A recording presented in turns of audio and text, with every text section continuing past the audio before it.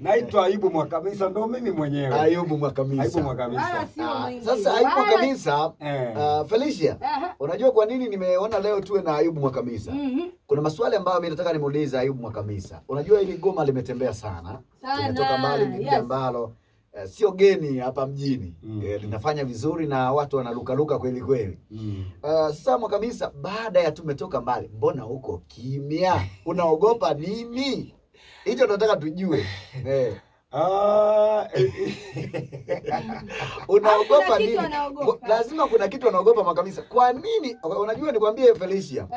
Yaani siku ukitoa wimbo ukawa hiti ukaenda, yani wimbo utakaofuata jitahidi sana sana. Kwa nini inakuwa hivyo? Sijui. Labda kwa kujibu kwa haraka ni kwamba kwanza tunaimba kwa sababu ya Roho Mtakatifu. Ndio maana hata kabla sijatoa tumetoka mbali, nyimbo ya mwisho kurekodi kwenye albamu ya kwanza ilikuwa 2020. Nimekuja kurekodi tumetoka mbali 2024. Kwa hiyo kutoka 2020 mpaka 2024 miaka mingapi? 4. Sasa huu mwaka mmoja sio mkubwa, lakini kuna kitu ambacho kiko jikoni na kinakuja kizuri. Kinakuja kizuri. Maana baada ya tumetoka mbali kumekuwa kimya. Umetulia ni kama unasikilizia kitu fulani, ngoja tuone nini kitatokea hapa, kwa sababu kama anasikilizia upepo. Dude limetoka, Dude liko vizuri. Na Dude watu wamelikubali. Na ni nyimbo moja ambayo wakimuona Mwakamisa wanajua tu tumetoka mbali. Lakini kuna nyimbo ambazo mimi nilikuwa nazipiga mwanzoni hata kabla sijamfahamu Mwakamisa alikuwa anasema injili ihubiriwe. Ihubiriwe injili ya Bwana. Sasa baada ya hapo ndo ikaja tumetoka mbali, tumemfuata Yesu. Na tumetoka mbali imekuwa ni moja ya nyimbo ambayo imefanya vizuri, na wakati huo pia pale mjini YouTube kideo pia kiko vizuri. Sana. Kuna kideo nakuambia, kideo kikali. Yani cha kwenda. Acha kabisa. Mwakamisa, ndio. Sisi tulitegemea kwamba leo utakuja na ujio mpya, utakuja kututambulishia ujumbe mwingine, rekodi nyingine mpya. Ukasema sasa leo Mwakamisa nikamwona ni kusurprise bwana, niko na Dude hapa. Na kwa kuhakikishia kwamba kitu kipya kinakuja. Na kama nilichosema, kwa sababu uimbaji hasa uimbaji wa nyimbo za injili ni kitu ambacho kinahusisha Roho Mtakatifu. Na kuna kusikiliza Mwakabenga. Ukisikiliza Mwakabenga utatoa kila baada ya wiki moja au utatoa kila siku. Kwa hiyo ndio. Kwa kitu kizuri kinakuja na kitu ambacho kinakuja tutatoka mbali na umu. Ni kwa surprise tutatoka na umu. Kwa hiyo kinakuja muda si mrefu kipo. Kwa nini ulifanya singeli Mwakamisa na ukaamini kwamba hii kitu itakuwa viral sana?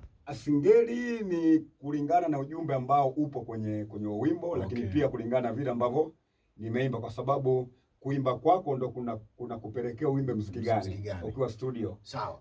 Lakini wakati huo pia kumekuwa na sintofahamu ya singeli. Kwa upande wako unalizungumziaje? Mwaitege aliweza kuzungumza kwamba yote ni muziki tu, yani maadamu tu ni muziki unaweza ukaimba.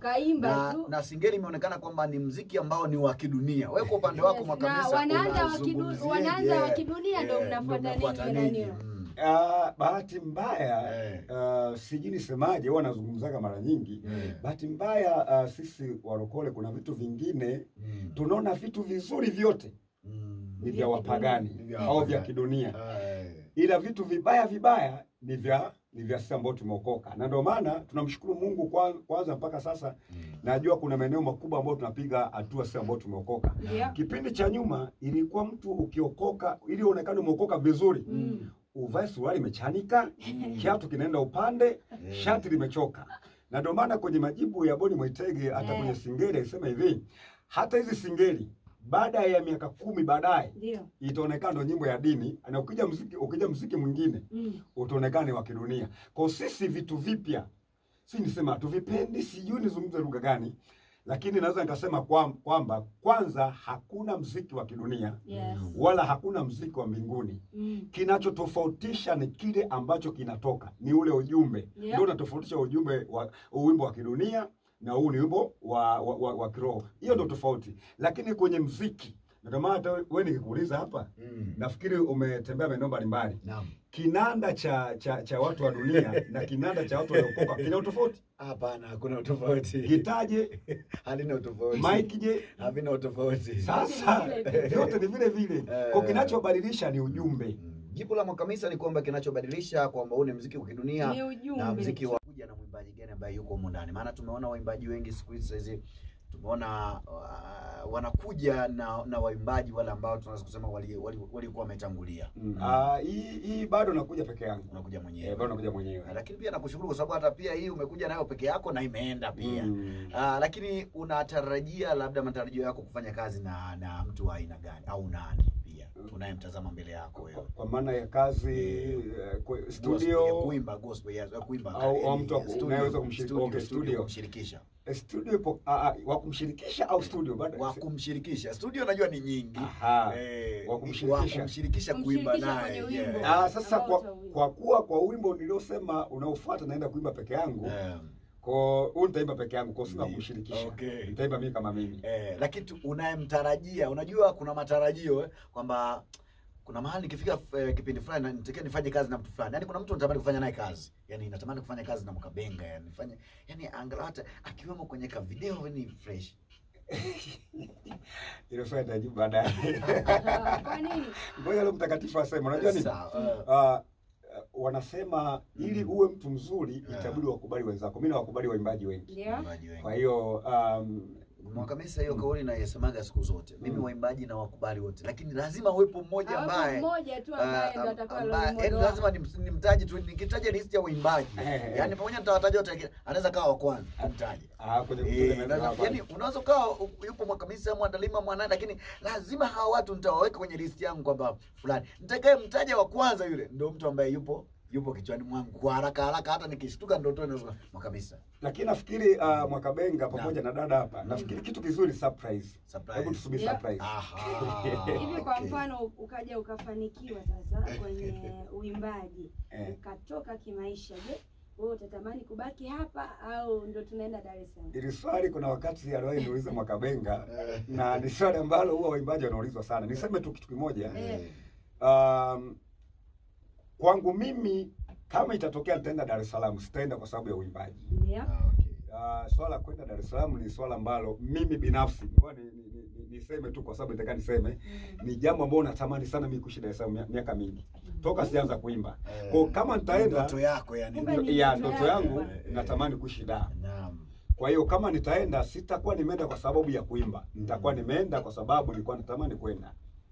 Kwa na kule sitaenda kwa sababu ya huduma, nitaenda kwa sababu ya shughuli, kwa sababu ya kazi za kufanya. Kwa hiyo Mwakamisa wewe haitakupeleka huduma, ila wewe tu mwenyewe kwa sababu ni matamanio yako tangu muda toka kijijini. Ndio. Nikasema Mbeya napumzika, alafu sehemu ya ndoto yangu ni Dar es Salaam. Kwa hapa ndugu yetu wewe hapa unapumzika yani. Sasa ya Mungu ni mengi sasa. Inaweza kutokea Mungu akwambia wewe usiondoke, baki hapa. Upumzike kwetu. Unajua inauma ya kusema mimi hapa napumzika.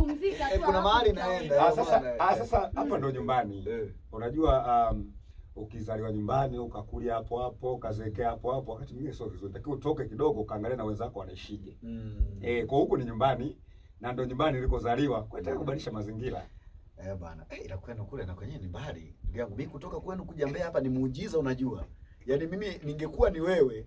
Sidhani kama ningekuwa na ndoto ya kwenda, ningesema tu mimi ningejisemea moyoni mwangu kama Mwakamisa.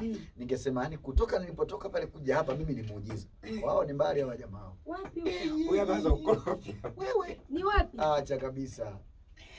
Bwana sawa, utawajua nitakwambia usijali. Wale wanaosikiliza anaitwa Ayubu Mwakamisa. So tumetoka mbali. Rekodi ambayo mimi nisipopiga hii sio mimi. Yaani usipoisikia hivyo unanijuaga wewe. Waacha wewe. Hebu lipandishe tone. Kula chuma. Wewe. Twende tena. Tumetoka mbali. Twende tena. Tumefuata Yesu. Wewe. Tumetoka mbali. Wewe. Bwana sawa. Ukisimama yani. Sawa sawa. Unajua ili dude hata kama umekozana na mke wako alafu kaliweka. Unakuta anacheza. Wewe. Alafu unamwambia mbona unanisukuma? Alafu unamkumbusha mlikotoka. Unakumbuka ile siku ambayo nimekufuata nimekuja. Unakuwa siwe na kusindikiza wakati narudi mimi nabeba mawe. Unajua tuna ujasiri unavyosindikiza mwanamke usiku. Unaweza kaenda vizuri tu. Lakini wakati wa kurudi unaanza kutafuta mawe. Unashika mawe huku na huku. Unapomsindikiza unamwaminisha, yani mimi atokee mtu hapa, atokee kitu chochote, napiga. Ila wakati sasa wa kurudi, ndio unaanza kutafuta mawe yako wapi. Una swali lolote kwa Ayubu Mwakamisa 0744139543, sogeza jumbe wako wako. Una swali gani kwa Ayubu Mwakamisa? Tuko naye hapa ndani na umepata nafasi ya kumsikia hapa ndani. Lakini si pia tutapokea na simu kwa ambaye atapiga moja kwa moja. Yeah. Lakini pia tutawapatia mawasiliano pia ya Ayubu Mwakamisa. Kama una swali piga simu yako pale. Piga simu hapa ndani. Piga simu yako pale. Okay. Aha. Muulize swali Mwakamisa. Yes. Lakini pia tutakupatia maswali. Yes, yuko hewani huyo. Nani kutokea wapi? Kutokea Mbalali huko ndugu yangu. Na swali lolote kwa Mwakamisa?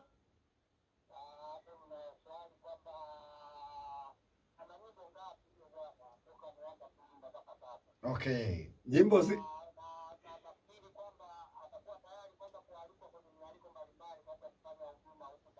yuko hapa.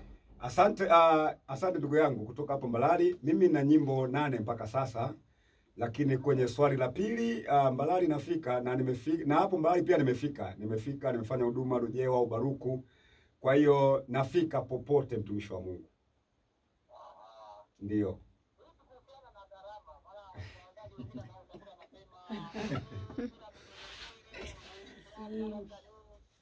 Ndugu yangu, hii ni kazi ya Mungu. Mimi sina gharama yoyote. Gharama ambayo niko nayo ni Mungu kunipa uhai na afya. Mimi nafika. Ubarikiwe sana. Asante sana kutokea hapo Mbalali bwana. Haya bwana, 0744. Mwingine anauliza hapa. Asemaje wewe? Jamani.